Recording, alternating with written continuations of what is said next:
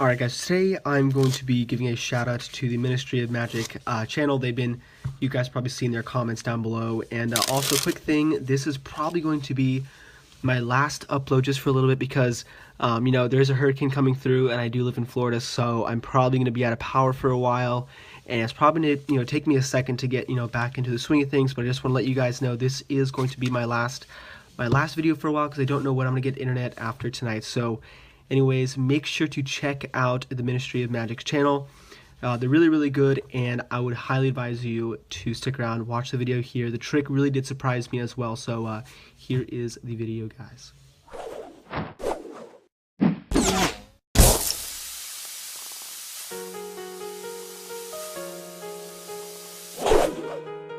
Alright, so this is the Ministry of Magic, and it is my honor to do a collab with Hester23BearCH. He's probably one of the most famous magicians on YouTube, so thank you, Hester. And this is my favorite opener trick because it just grabs all the attention from the audience right away. So here's what the trick looks like.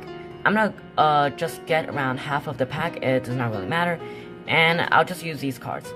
And right now I'll give these cards a bit of a mix-up, so they're in random order. I'll place some on top, place some on bottom, place some on top, and place some on bottom.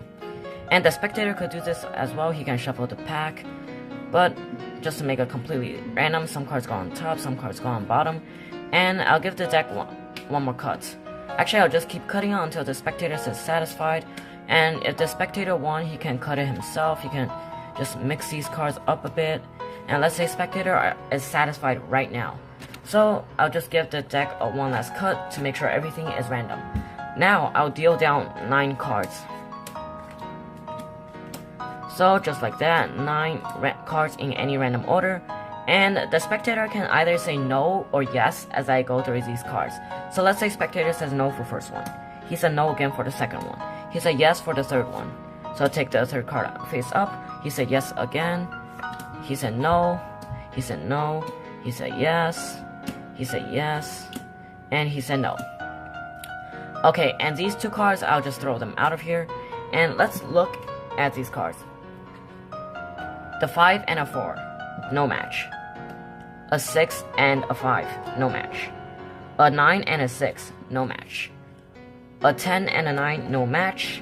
A 3 and a 10. Absolutely nothing between those cards, no connection absolutely whatsoever. But you could have said yes anytime. You shuffle the cards, you could have cut the cards. But look, the card you say yes to, the red 8 turns to the black 8. The black ace, the red ace. The black 2, I need a mat. A red 2. And finally, the red 7. The black 7.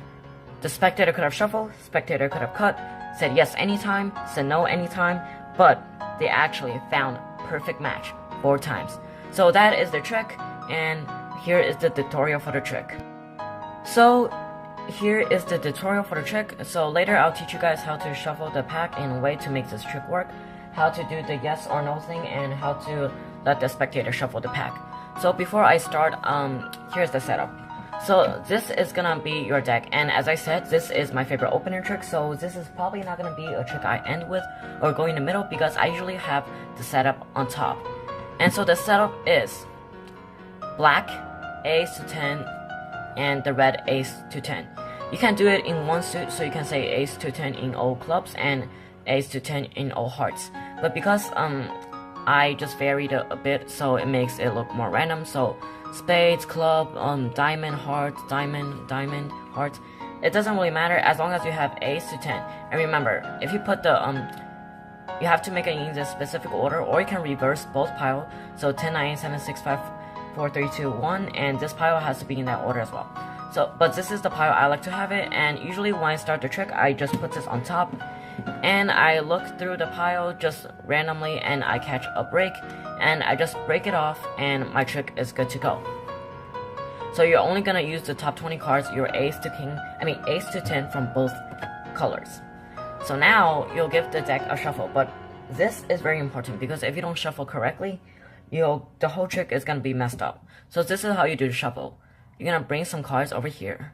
You're gonna use your pinky to push off some cards from the bottom, put it on top. Use your thumb to push up some cards from the top, put it on bottom. Do it again, pinky, some cards off the bottom, put it on top, do the same until you run out of cards.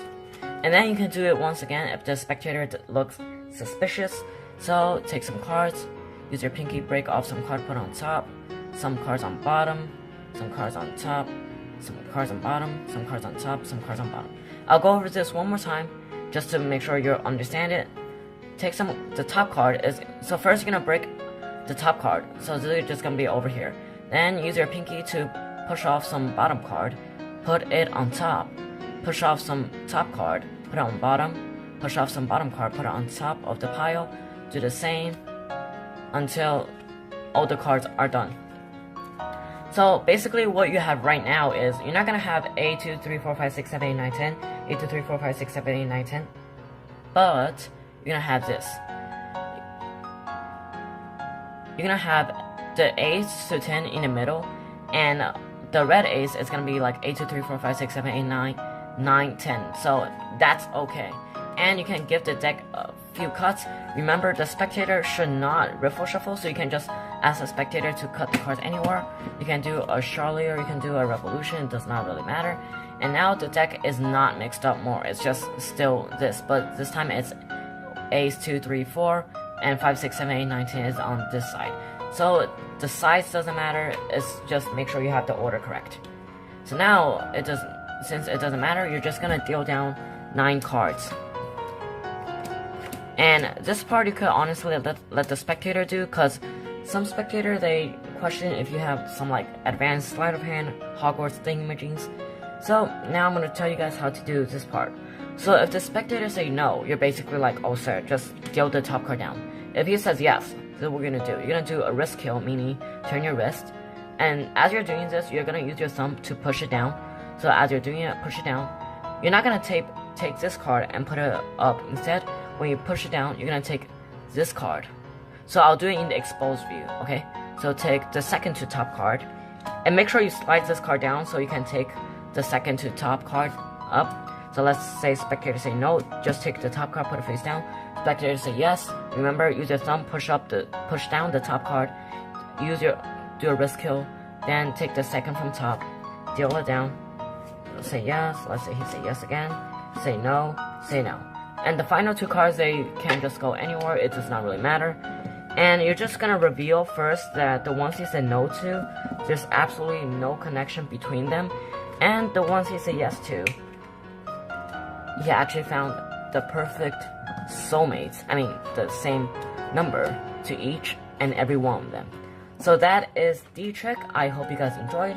If you guys did, make sure you guys comment something down below. And thank you, Hester, for having me on your channel once again.